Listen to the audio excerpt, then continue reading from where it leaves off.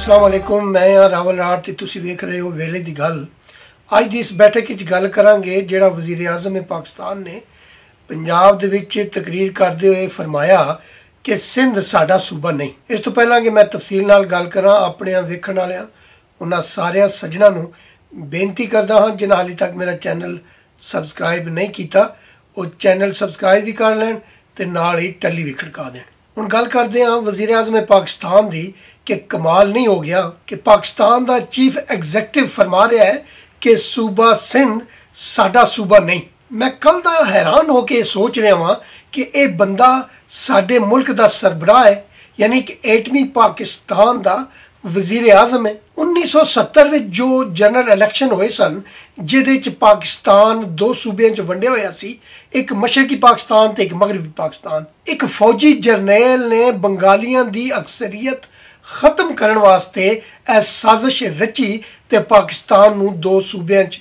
वंड दिता। उस जमाने दे विच जिहड़ा बंगाल सी उहदे च शेख मुजीबुर रहमान साहब ते जिहड़ा इधरला पाकिस्तान सी उहदे विच जुल्फकार अली भुट्टो साहब भारी अक्सरियत नाल जित गए। ते उस जमाने विच भुट्टो साहब ने तकरीर करते हुए गालबन इस गल का इजहार किया कि परले पाकिस्तान विच तुसी जित गए हो और इस पाकिस्तान विच असी जित गए हाँ। उन्होंने अपनी तकरीर दे विच यह लफ्ज़ इस्तेमाल नहीं सन कीते कि उधर तुम इधर हम। ये पाकिस्तान दे एक बुजुर्ग सहाफ़ी अतर अब्बास साहब ने अपनी अखबार आज़ाद दे विच जो उस जमाने अंदर इंज दियां सुर्खियां कड्ढना दा मलका रखते सन, उन्होंने उस तकरीर नूं सुन के और अपने वल्लों सुर्खी लाई जिहड़ी तारीख दा हिस्सा बन गई। हालांकि बाद विच अतर अब्बास साहब इस गल दी सारी जिंदगी वजाहत करते रह गए कि उन्हां दी तकरीर सुन के मैं यह सुर्खी कड्ढी सी। उन्होंने अपनी तकरीर दे विच अल्फाज इस्तेमाल नहीं सन कीते। उन्हां दे एक इंटरव्यू दा एक पार्ट तुहाडे नाल मैं शेयर करना वा। आपके कलम से आज़ाद अखबार में एक सुर्खी छपी थी, इधर हम उधर तुम, जो बाद में भुट्टो साहब के साथ मंसूब हुई कि भुट्टो साहब ने मशरकी पाकिस्तान के जो पाकिस्तान से अलहदा हुआ उसमें उनका कोई किरदार रहा, ये नारा उन्होंने लगाया था। इसकी हकीकत आप बताएंगे हमें कुछ?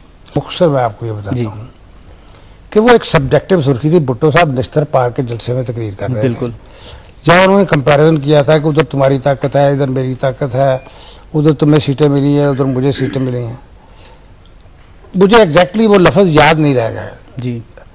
उसमें से मैंने ये सुर्खी निकाली, उधर तुम इधर हम। उसको जैसे मर्जी मैं क्या इसकी सुर्खी की वजाहत करूँगा।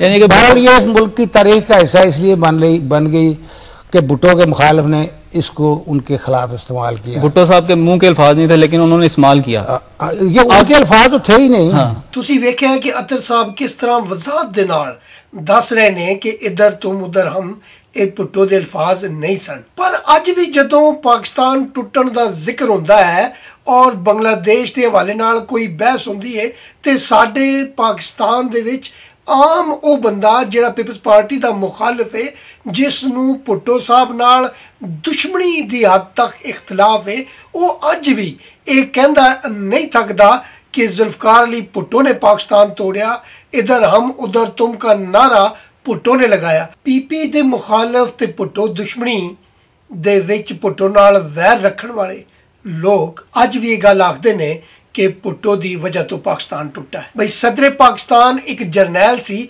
यानी फौज इकतदार दे उत्ते बैठी हुई सी।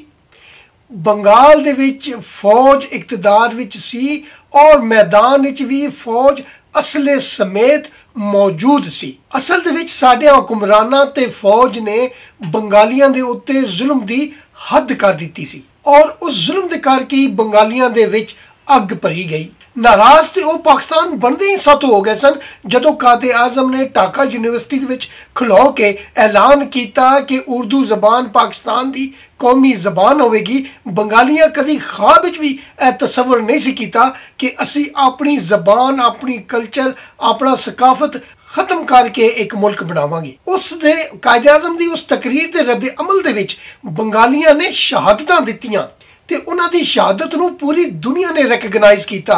अकवामे मुत्तहिदा ने उन्हां शहीदां दी वजह तो ही उस दिन नूं पूरी दुनिया दे विच मादरी ज़बाना वजों मनाउण दा ऐलान किया, जो अज तक मनाया जा रहा है। साडे पाकिस्तान भी मनाया जाता है और मेरे ख्याल नाल आने वाले महीने की शायद 19 फरवरी नूं जिहड़ा है वो दिन मनाया जाता है। इतनी लंबी तमीद बनन दा मकसद ये सी कि वजीर आजम साहब जो तुसी फरमा गए हो कि सूबा सिंध साडा सूबा नहीं है, वजीर आजम साहब तुसी जिहड़ा ये भयानक ते बेहुदा जुमला बोल गए हो, तुहानू इस गल का एहसास ही नहीं कि इसके की मानी निकल सकते हैं। तुहानू बोलण लग्या एहसास ही नहीं होता कि तुसी की बोल रहे हो। वो पंजाबी च कहंदे ने ना कि पहले तोलो ते फिर बोलो, पर तुहाडे विच इन्नी सेंस ही नहीं है।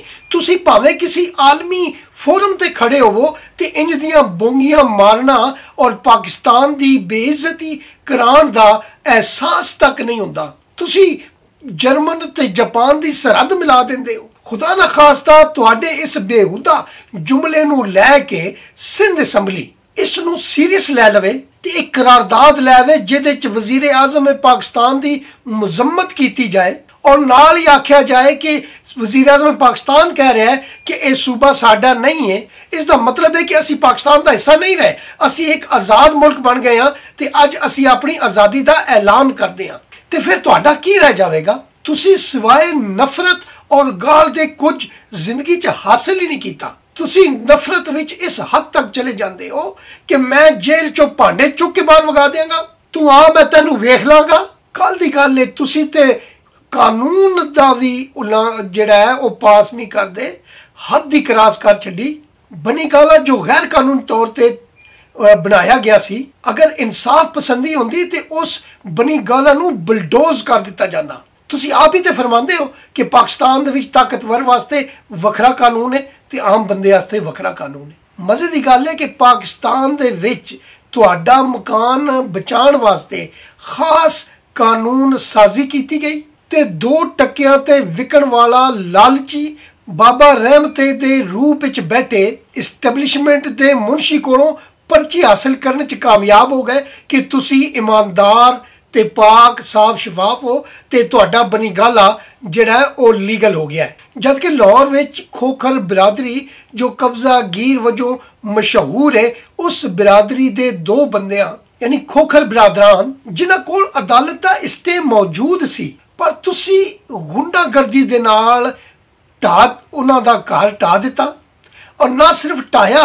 बल्कि तुसी वजीर आजम पाकिस्तान एक कौंसलर दे लेवल ते आके बड़े फखर दे नाल तकरीर फरमाई ते ओदे च फुंड फुंड के दसन लगे कि असी महल ढा दिता है। फिर जे तुहाडे च इन्नी जुरत होंदी ते उत्थे खड़े रहंदे ना, उस कब्जे दे उत्ते खड़े रहंदे। अदालत ने ਜਿਹੜੀਆਂ ਤੁਹਾਨੂੰ ਜੁੱਤੀਆਂ ਮਾਰ ਕੇ ਉੱਥੋਂ ਭਜਾਇਆ ਹੈ, काश वो भी अपनी तकरीर कल दस देंदे कि अदालत ने आर्डर जारी करके साडे इन्हां करतूतां ते कालक फेर दिती है ते असी उत्थों भज आए हैं। पर तुसी ते बेइज्जती प्रूफ हो सरकार। पंजाबी विच इंज दे ढीठां बारे सियाणे गल कर गए ने कि किसी ढीठ नूं मुखातब करके कहा गया कि तेरी टूई ते अक जम्मिया है ते ढीठ अगों जवाब दिंदा मजा यार छावें बवांगे। तुसी छावें बहन वाले हो जनाब। तुहाडे इस बेहुदा जुमले कि सूबा सिंध साडा सूबा नहीं, उस ते सिंधियां ने सिर्फ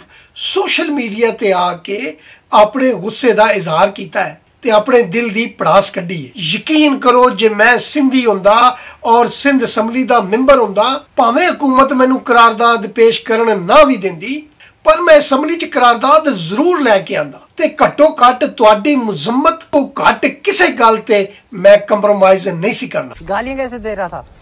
गाली भैया मेरा मुंह से निकल गई, मेरी जबान टूट गई यार। ओए क्या कर रहा है? क्या कर रहा है? क्या कर रहा है? कर क्या रहा है?